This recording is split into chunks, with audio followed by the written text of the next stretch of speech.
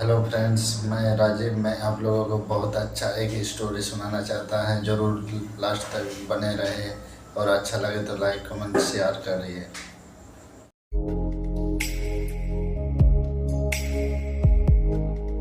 एक छोटा सा गांव था। वहां पर एक आदमी पहाड़ पर पत्थर तोड़ने का काम करता था। उसको अपनी जिंदगी से कोई गिला शिकवा नहीं था। पूरा दिन वो काम करता, मेहनत करता। दिन के एंड में जो थोड़ा बहुत पैसा मिलता वो जा करके अपने परिवार के साथ में थोड़ा सा टाइम स्पेंड करता और चैन से सो जाता। तो एक दिन रोज की तरह वो अपना काम खत्म करके अपने घर की तरफ जा रहा था। तो रास्ते में चलते चलते उसके मन में एक ख्याल आया कि ये भी कोई जिंदगी है कि सुबह से शाम तक मैं पत्थर तोड़ने का काम करता हूं और एंड में मेरे को थोड़े से पैसे मिलते हैं, जिसमें मुश्किल से मेरा और मेरे परिवार का गुजारा हो पाता है। काश कुछ ऐसा हो जाए कि कहीं से मुझे कोई ऐसी शक्ति मिल जाए कि जो भी मैं चाहता हूं वो सच हो जाए। वो अपने घर पर गया, उसने खाना खाया, लेकिन उसका ध्यान खाने की तरफ नहीं था। उसके दिमाग में यही ख्याल चल रहा था। उसके बाद में वो यही सोचते सोचते सो गया। फिर नींद आने के कुछ देर बाद उसको एक सपना आया। सपने में उसने देखा कि रोज की तरह वो अपना काम खत्म करके अपने घर लौट रहा था। रास्ते में उसने एक बहुत ही बड़ा घर देखा और उसके मन में आया कि काश ये घर मेरा होता और मैं इसका मालिक होता। और उसके ये सोचते ही वो उस घर का मालिक बन गया। उसको यकीन ही नहीं हो रहा था कि जो उसने सोचा वो बन चुका है। लेकिन उसकी खुशी ज्यादा देर नहीं टिक पाई, क्योंकि उसको एकदम से एक शोर सुनाई दिया।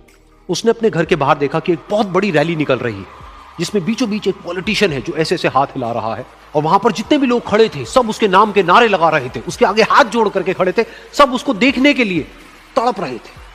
तब उसको यह एहसास हुआ कि मैं कितना छोटा हूं उसके आगे। और फिर उसके अंदर से एक ख्याल उठा कि काश मैं ये पॉलिटिशियन होता और मेरे पास भी इतनी ही पावर होती जितनी कि इसके पास में है। बस उसका इतना सा सोचने की देर थी, वो पॉलिटिशियन बन गया।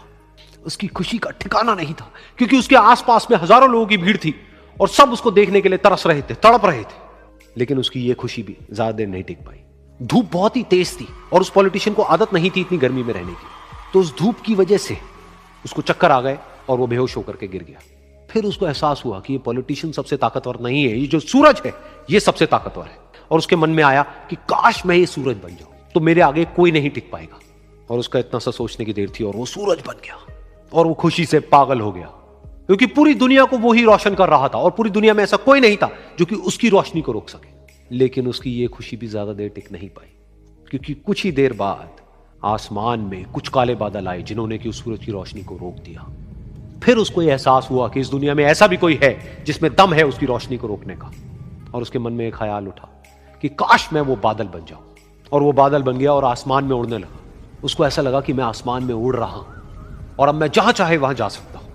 लेकिन कुछ देर बाद वहां पर एक बहुत तेज हवा का झोंका आया जो कि उन बादलों को उड़ा करके ले गया। अब फिर उसे ये समझ आया कि ये जो बादल हैं वो सूरज की रोशनी को तो रोक सकते हैं, लेकिन हवा को नहीं रोक सकते। ये हवा उनको बहा करके ले जाती है।